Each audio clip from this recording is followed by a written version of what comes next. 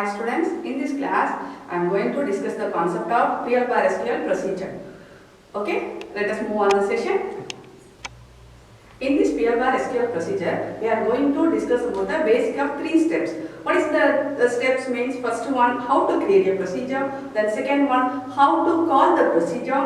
Then last one, how to drop the procedure. Let us see one by one. Then first mainly, what is the use of procedure? It is a PL bar SQL block. It performs the specific task. Whenever you are going to perform any specific task, that time you can go for procedure. Otherwise, procedure means we have to write the code, repeat and repeat. Okay, for that purpose, we can avoid the repetition of the coding. We must follow the concept of procedure. Okay, so mainly procedure is defined to focus on the specific task. Otherwise, repeated task. What are the repeated tasks we are going to do?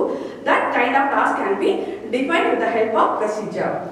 So these are the purpose of procedure. Now first step, how to create a procedure. The syntax for procedure creation is create or replace procedure, then procedure of name, then within the bracket we have to specify how many number of parameters we must pass within the procedure.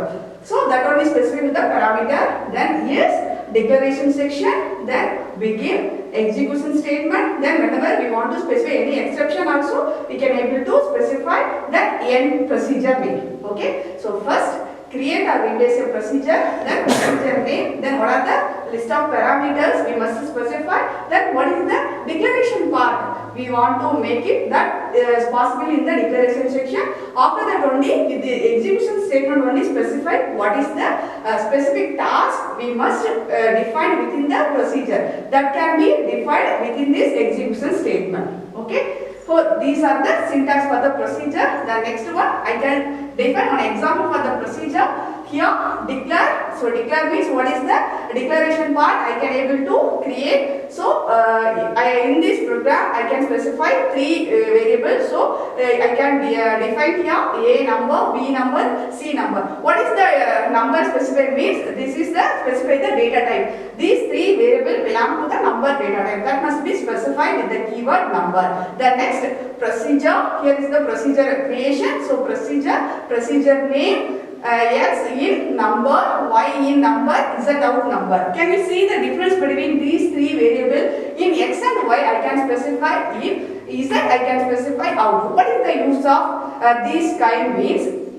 In is a default parameter. Okay, so it is mainly focused for whenever the variable you can define for the input purpose, that time you can specify in, then out specify the output variable. In this procedure, X and Y I can use for the input variable, then Z I can use for the output variable. So what kind of variable we can use, that one is specified within this variable along with the variable. Okay, here I can specify 3 variables, but in this procedure I can specify these 3 variables which are belongs to which type.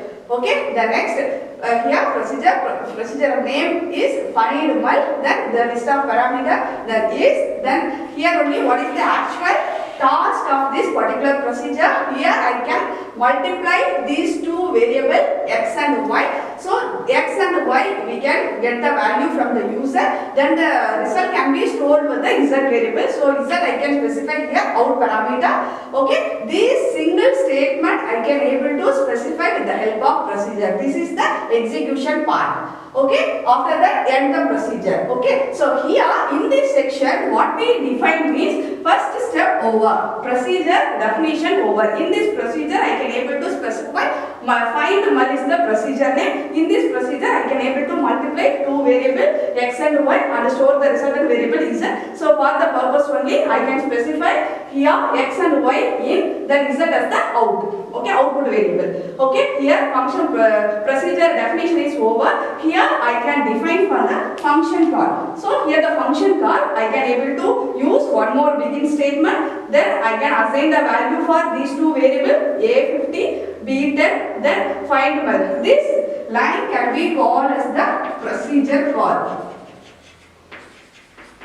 Okay, so here whenever I can execute this line, when this find mul can be executed, that time only control can be carried forward to where the procedure can be defined. Okay.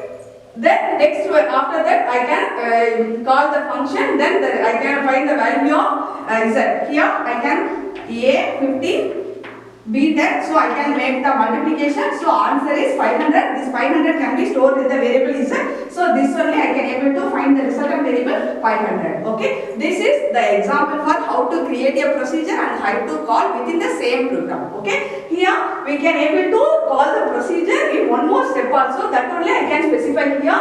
This is the second step. Call the procedure that can be specified by two ways. First one, write anonymous block, begin, find method. I can specify here like this only, that method. Then second method, execute method. With the keyword execute, you can call the procedure. Execute, find method 10, 20. This method also we can able to call the procedure. These are the two different ways to call the procedure. Then the last method, how to drop the procedure. Here, how to drop the procedure, what is the syntax means? Drop procedure, procedure name. Here, my procedure name is find method. So, I can define drop procedure find method. Okay, in this example, we can specify how to create a procedure, how to call a procedure in two ways, then how to drop a procedure. I hope all of you understand the procedure concept very well. Thank you, students.